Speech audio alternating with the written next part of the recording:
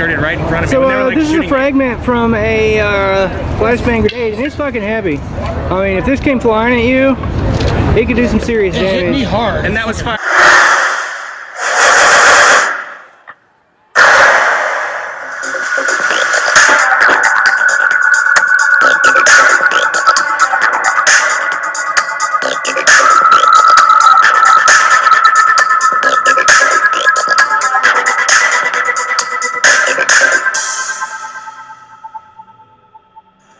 Hi, I'm Chris Myers. I'm a police officer here with the City of Seattle, and I'm also an instructor with CRT Less Lethal.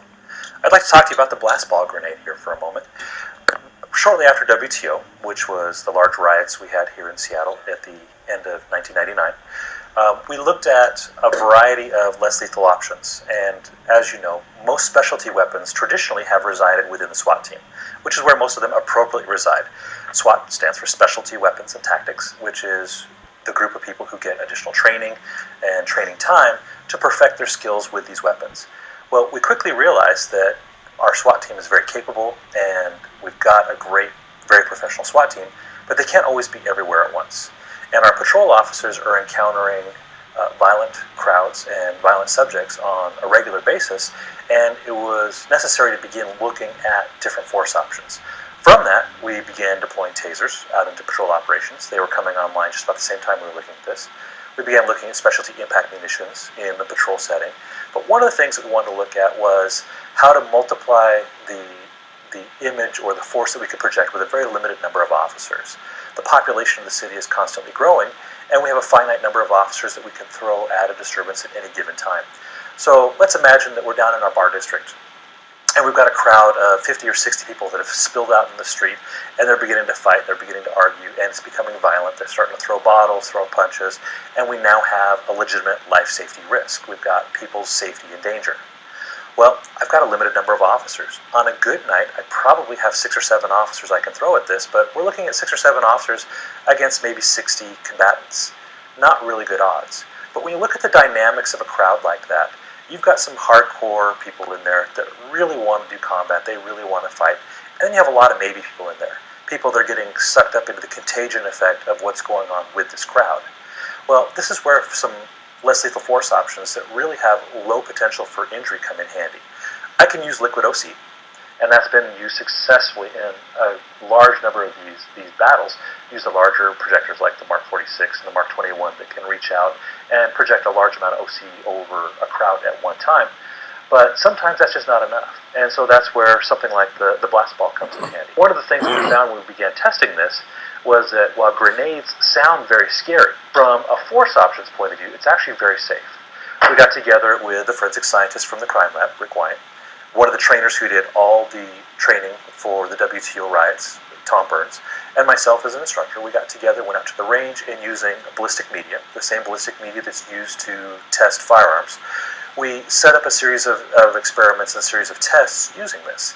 Well, when we took the grenade and we put the body in direct contact with the ballistic media, and also at 6 inches and 12 inches, we expected to see the kinetic energy from the explosion do some damage to it.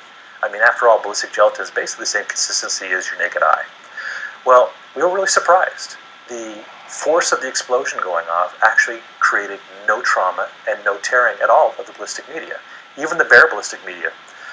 The ballistic media that we had covered with a skin simulant showed some singeing. So the greatest risk of injury we have from a blast ball grenade is actually the thermal effect. The flash powder in there generates some temperatures that are capable of burns, but the kinetic energy was negligible.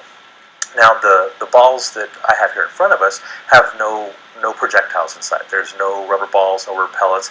Instead, it has a quantity of powdered OC, so you can add irritant to the scene.